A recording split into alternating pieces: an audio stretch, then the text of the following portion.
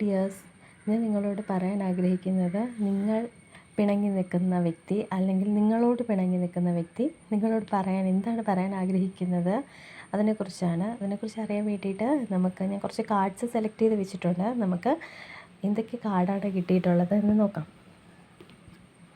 നമുക്ക് കിട്ടിയിരിക്കുന്ന കാർഡെന്ന് പറയുന്നത് 9 ഓഫ് സോഡ്സ്,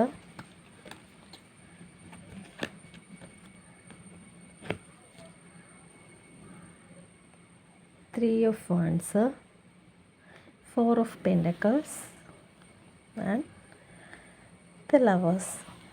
ഈ കാർഡിൽ ഇപ്പോൾ ഇൻ കേസ് വിവാഹം കഴിച്ച ആൾക്കാർ സെപ്പറേഷനിലാണെങ്കിലും അവരുടെ റീഡിങ് ഞാനിതിൽ കാണുന്നുണ്ട് കേട്ടോ. അവർ കാണുന്നെങ്കിലും അവർക്ക് റെസണേറ്റ് ആവും ഈ കാർഡ്.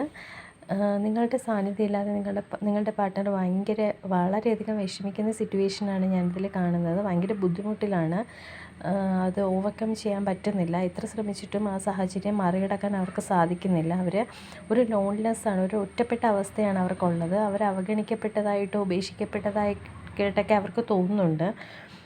എന്തെങ്കിലും ഒരു മിസ്അണ്ടർസ്റ്റാൻഡിങ് ഉണ്ടെങ്കിൽ അതിൽ നിന്ന് അത് മനസ്സിലാക്കി പുറത്തു വരാനും സത്യം മനസ്സിലാക്കാനും ഒക്കെ അവർ ശ്രമിക്കുന്നുണ്ട്.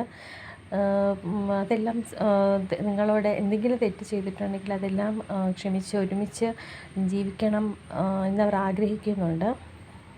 നിങ്ങളോട് ചെയ്ത തെറ്റുകളെല്ലാം അവർ മനസ്സിലാക്കി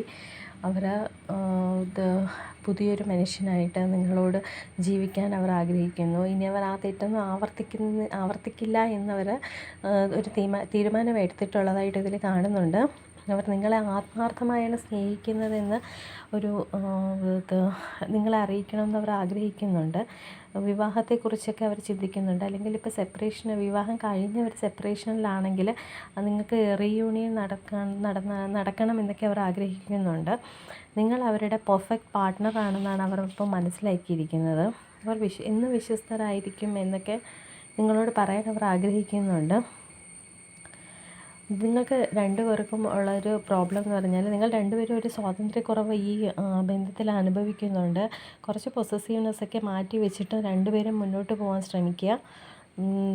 ഫിനാൻഷ്യൽ ഫ്രീഡം ഇല്ലാത്തതും ഒരാൾക്ക് ഈ ഒരു ബന്ധത്തിലുള്ള പ്രോബ്ലമായിട്ട് ഞാൻ കാണുന്നുണ്ട്.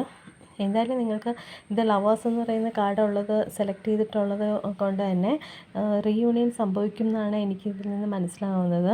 എന്തായാലും പോസിറ്റീവായിട്ട് ചിന്തിക്കുക, പോസിറ്റീവായിട്ടിരിക്കുക. നിങ്ങളുടെ വിഷമങ്ങളെല്ലാം നിങ്ങൾ വിശ്വസിക്കുന്ന ദൈവത്തിൽ അർപ്പിച്ച് സന്തോഷമായിട്ടിരിക്കുക. നല്ലത് മാത്രമേ ജീവിതത്തിൽ സംഭവിക്കൂ. എപ്പോഴും ഹാപ്പി ആയിട്ടിരിക്കുക. Be happy, stay healthy. Thank you dears.